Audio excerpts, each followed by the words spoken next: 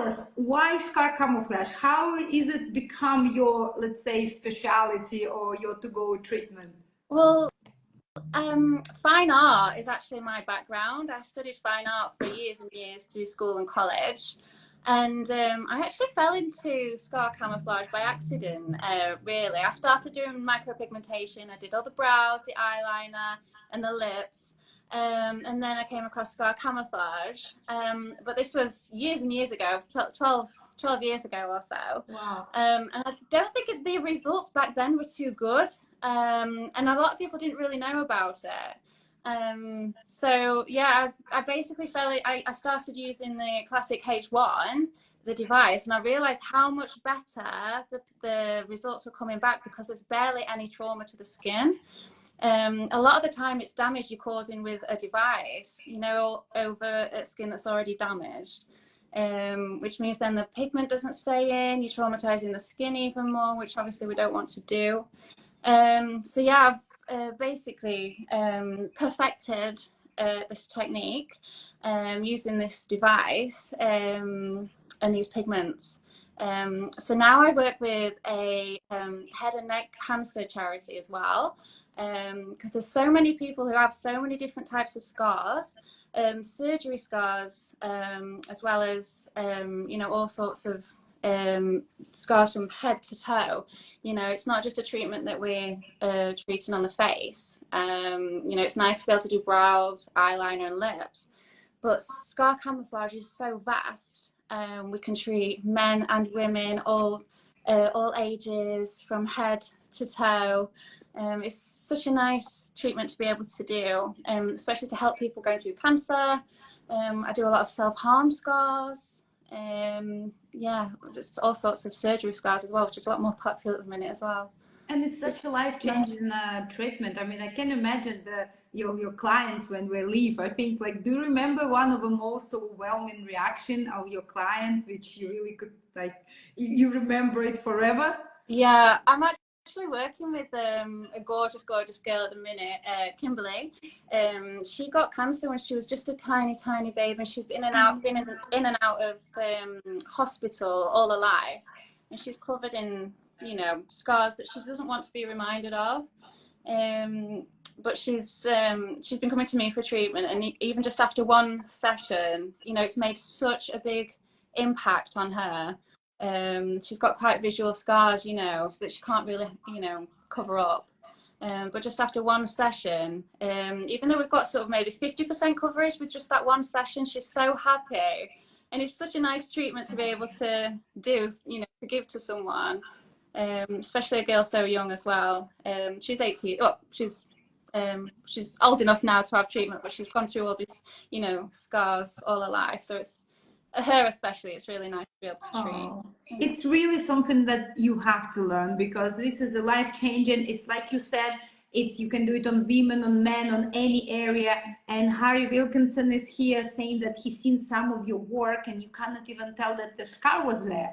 Well, absolutely. If you don't believe, go on the Emily page and you can see. Also, you can scroll in the announcement of this live in the carousel examples of Emily's work, which is really beautiful. So we need to talk a little bit more about that. So the first, let's say your secret, you said the H1, which is 2.0 stroke length. Yeah. So basically you recommend to go for a less powerful machine for the scar.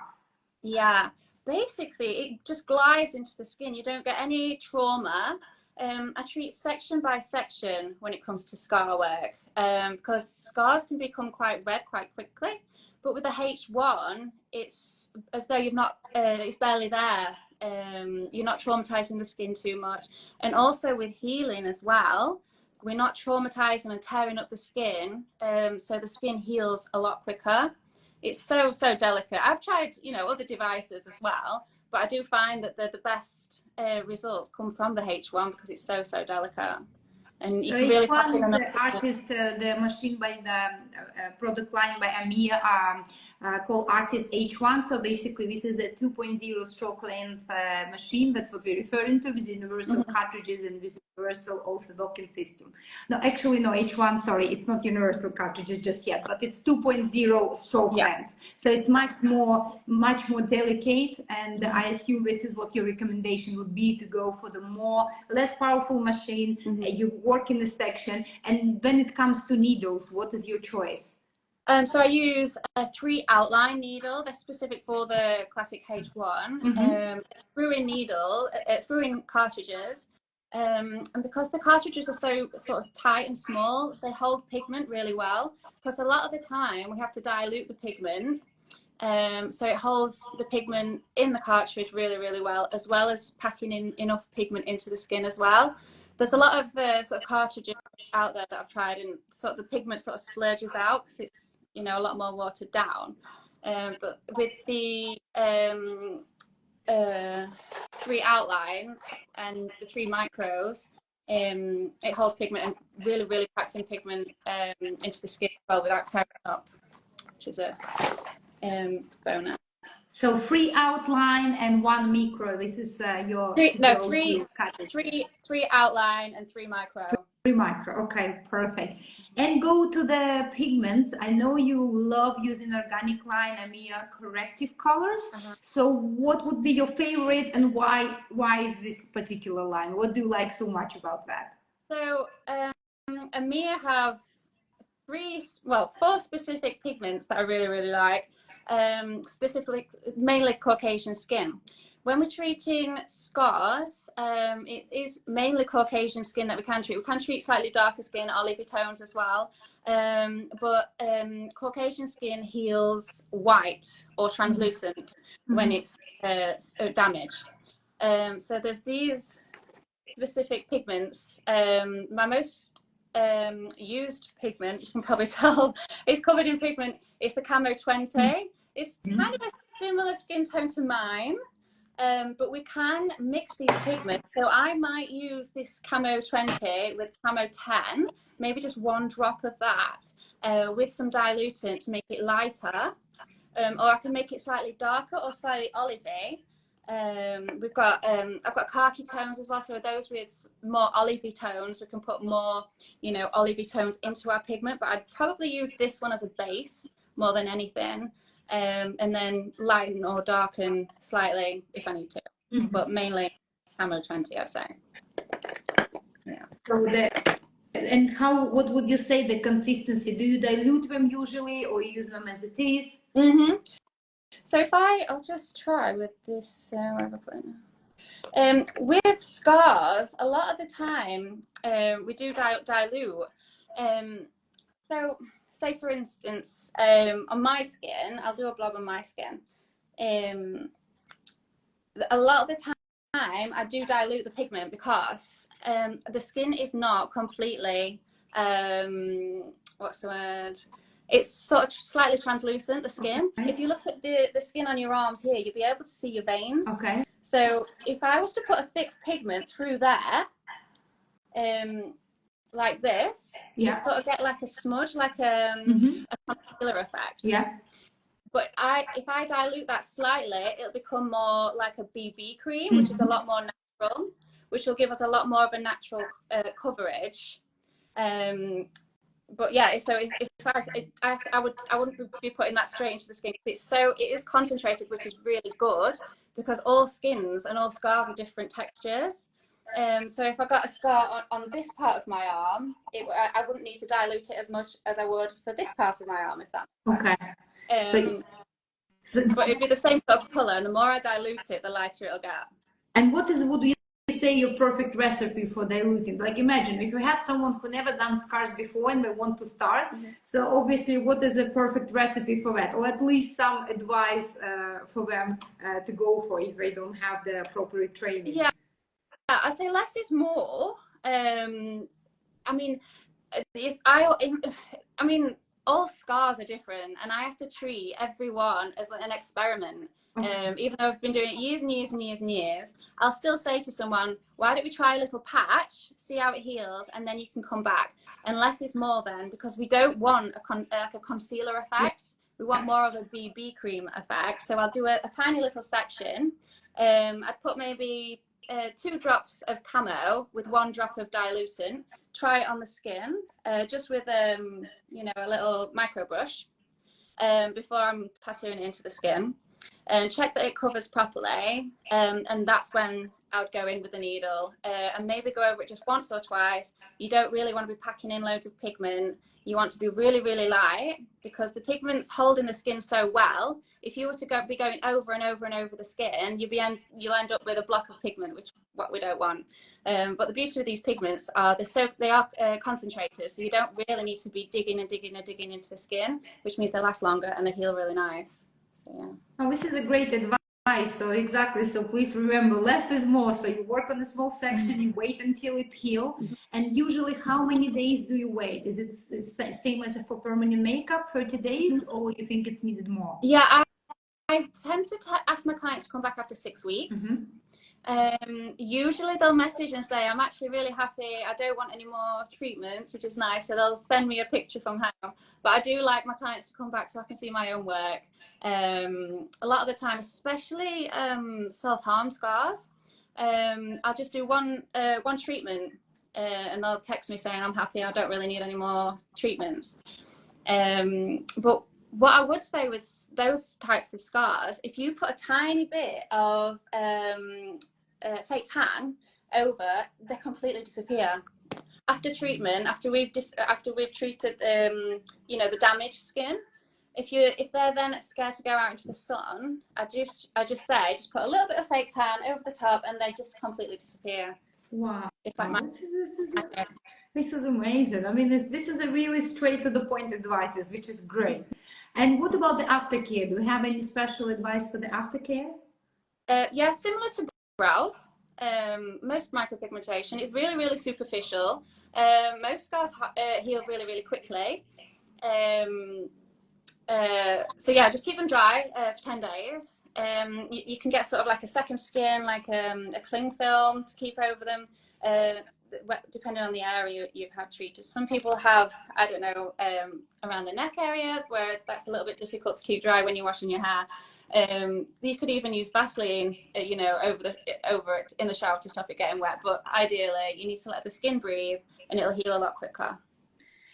And you know, because it's kind of it's not a permanent makeup, it's different. So like with permanent makeup, with brows, when the client comes, you have a talk, you do a design and so on. So can you walk us through your typical scar treatment? Like what's happened when the client come to you?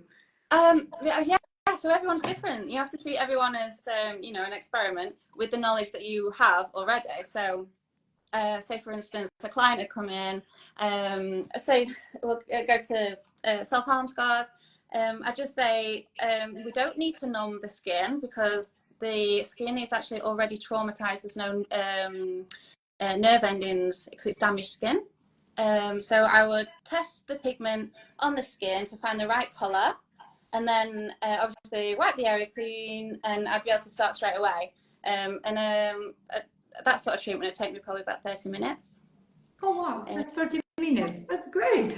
Yeah, it's really straightforward. It's the beauty of it, the artistic part is picking the colour, and you're so superficial. It's not, you know, causing too much pain or discomfort to your clients. So you work really superficially, so there's not much pressure. And what about the hand movement? You work quite quick, and also the speed of the machine usually. I work slow. I always say to my students, the slower you go, the quicker your treatment will be, because we're working section by section. So I work really, really slow in the beginning, and because I don't want to be going over and over and over my work. So I'll do small sections at a time, just to make sure that I'm covering every single part of the scar. Because there's nothing worse than going over the treatment and then it goes all red. By the time you get to the other side, it's a bit too, you know, too red to be able to see where you're going. So I start from one side and make sure I get every single tiny little bit of scar, and then work my way down. and it's a lot quicker. And you back and forth, what kind of movements do you usually use? Yeah, So similar, I always say similar to a lip. So a slight stretch, so you're not distorting the skin too much, and we want to create sort of pixels, very delicate little pixels through the skin, very similar to a lip, because most scar tissue, depending where it is on the body, is similar to a lip, because we don't want to be going too deep. Lips are really, really thin. Scars can also be very thin, like stretch marks. So you want to be really, really superficial. And it's a back and forth movements with the needle inside the skin. You don't take it out, so it's always inside the skin. Yeah. So you can either do like a pendulum effect or just like a flicking effect. Yeah. As long as you're not digging into the skin, your device needs to be at 90 degrees always, otherwise you'll be digging in and causing trauma. Okay. So as long as you're always up on the skin and really, really delicate and causing and creating little pixels, I'd go over maybe once or twice, small section, go on to the next one, once or twice, and that small section too. Just make my way along.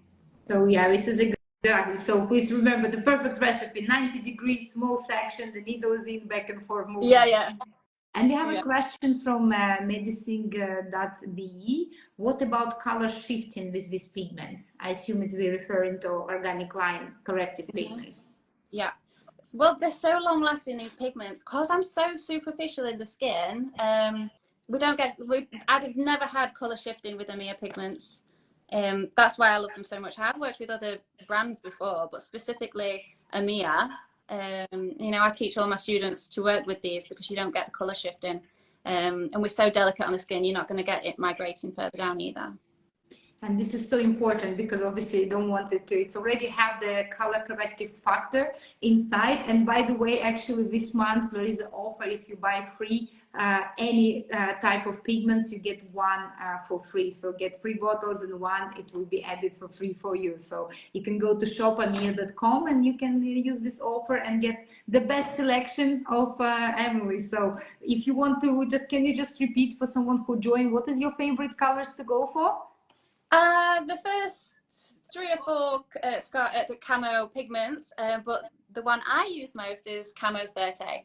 Yeah, it's probably a good idea to get more pinky tones as well, because there's a lot of skins out there that are quite pinky, with pinky undertones and olivey undertones. It depends where you are in the world as to what pigments you might be using most. But my clients in the UK, the majority are white Caucasian and very pale. So it depends on your clientele, but I would always go for a Camo 30, and then you can lighten it slightly or alter it slightly if you need to. It's easier that way. Oh, wonderful. So yeah, you have all the perfect recipe. You just have to get it and keep trying and keep practicing, because like I said, it's very important treatment. And if you follow advice of Emily by not rushing, working over a small area and maybe wait until it healed, you can get it perfect. So don't be scared, because I know there is a lot of misconception and concern about scar camouflage.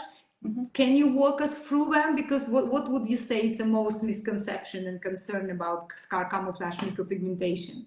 Well, I would say if you've not had any training or experience before, I do run regular training courses with live models, so you can get to work on live scars and have a variety as well. But I mean, there's a lot of people think that it's painful, you're going to cause more damage, which in some cases you can if it's not done properly. But we really need to be very, very delicate on the skin. Don't work on scars that are still healing. That's if they're slightly red or slightly raised. Don't be going any keloid scarring. There's a lot I do go through in detail about what scars we can and can't treat in my training, but if as basic background knowledge, just don't go into any skin that is slightly red or angry or still healing, because you can cause more trauma that way. And I also have a question here. What about the tan? So if you have a client who comes to you and it has a tan, and obviously, what do you do in this situation? Yeah, I don't treat clients that have got a tan.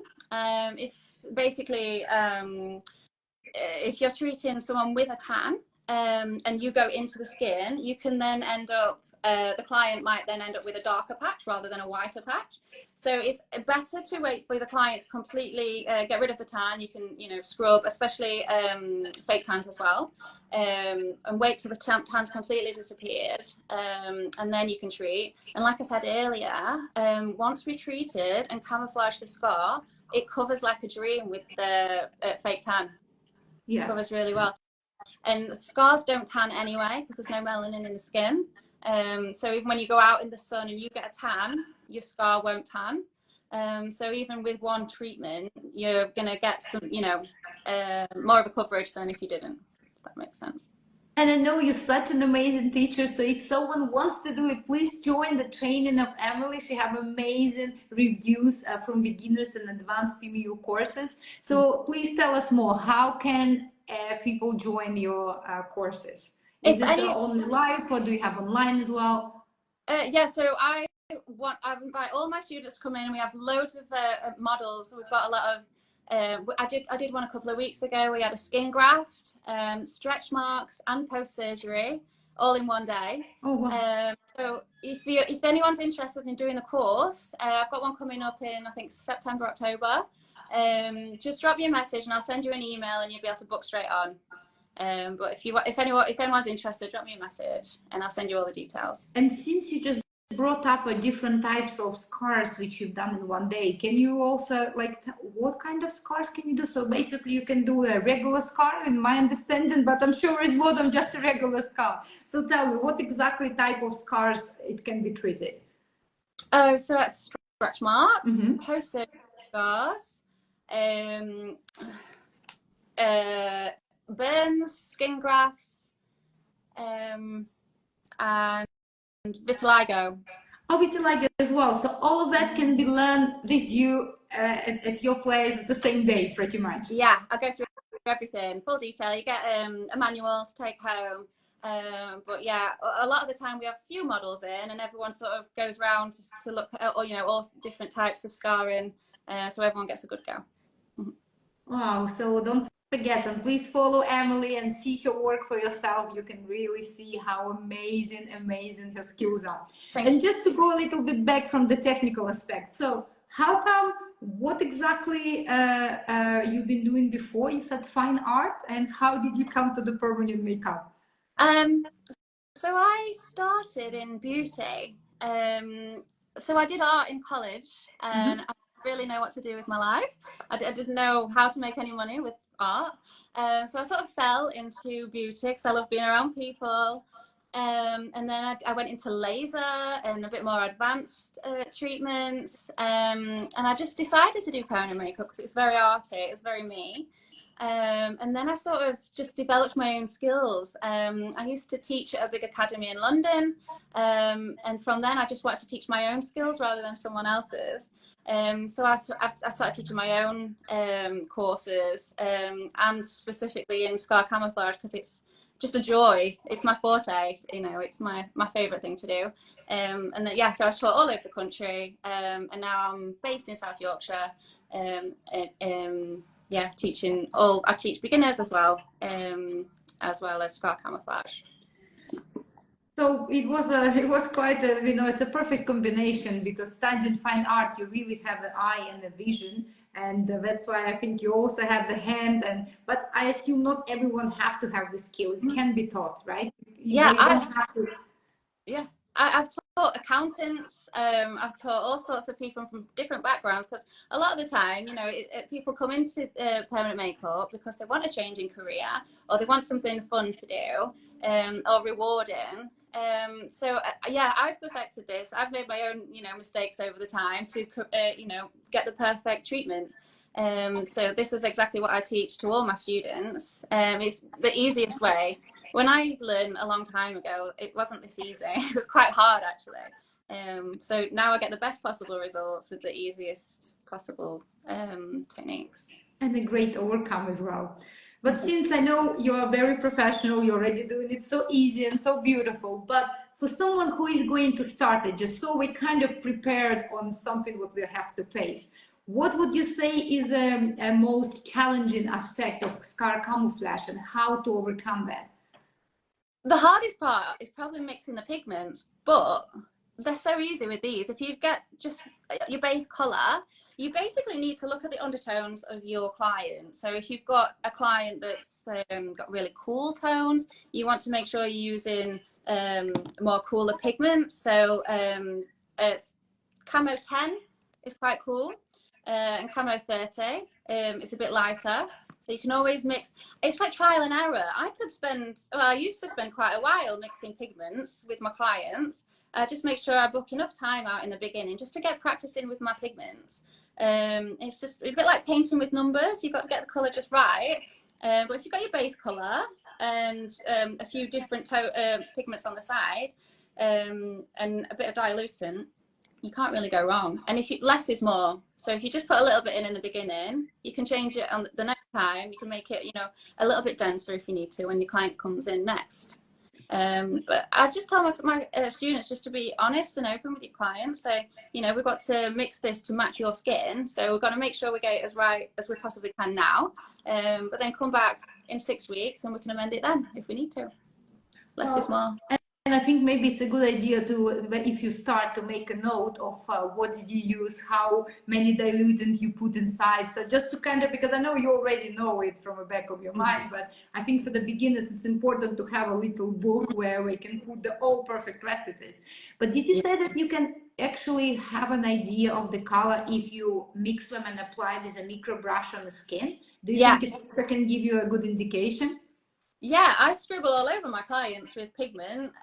If my client comes in, I'll sort of think of what sort of pigment I might use, and I'll get maybe a few different ones out and just put them on the side, and I'll say, look, let's try that one, or let's try that one.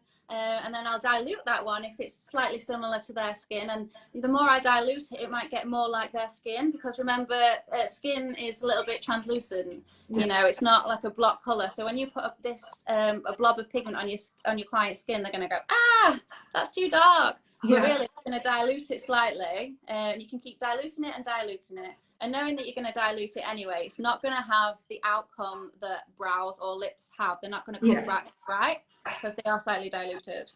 And also, like you said as well, it's important to keep in mind. So from what I understand, if you, let's say, have a scar on a knee or elbow, you don't need to dilute it so much. The thinner the areas and the thinner the skin, the more transparent the skin, the more you have to dilute, which is actually very simple, and it's a really good advice for someone who is starting. Yeah, it is literally that simple. There's just, learning what types of scars you can and can't treat, that sort of thing. But you sort of get into the more you practice, the more you'll sort of experiment with different sort of scars. So I've worked with all sorts of scars and just worked out what is the best possible way. And so just a last question, because there is already so much possibilities which are there for micropigmentation. Where do you think the future of scar camouflage is going? What do you think we're going to expect in the future? What else can we do? Do you know what? It'd be so nice to get the word out a bit more about scar camouflage, because I don't think there's that many people that do it at the minute. I've got a conference coming up in November where I'm speaking at the Head and Neck Cancer Charity conference, because I want to be able to help people who need it most. There's so many people that have had, all sorts of different surgeries, but especially in, with cancer treatment, it's just such a nice treatment to be able to do. And like I say, there's not that many people that are doing it at the minute. I've got people travel from all over the country for treatment, but it'd be nice if, people around the country, a bit more educated in it. Absolutely, and hopefully we're gonna also spread the word. This is gonna be saved. This live will be saved. It also will be posted on YouTube, so everyone who missed it, because we understand it's 4 o'clock, people are still working, can watch it and get your advice. And if you still have the questions, please just comment under this live or in our YouTube channel, where it will be posted, and we will get back and answer it for you. I'm sure Emily will do it, so don't worry if you missed it live. Still write your questions and we will get back to you. And of course, please follow Emily Instagram account.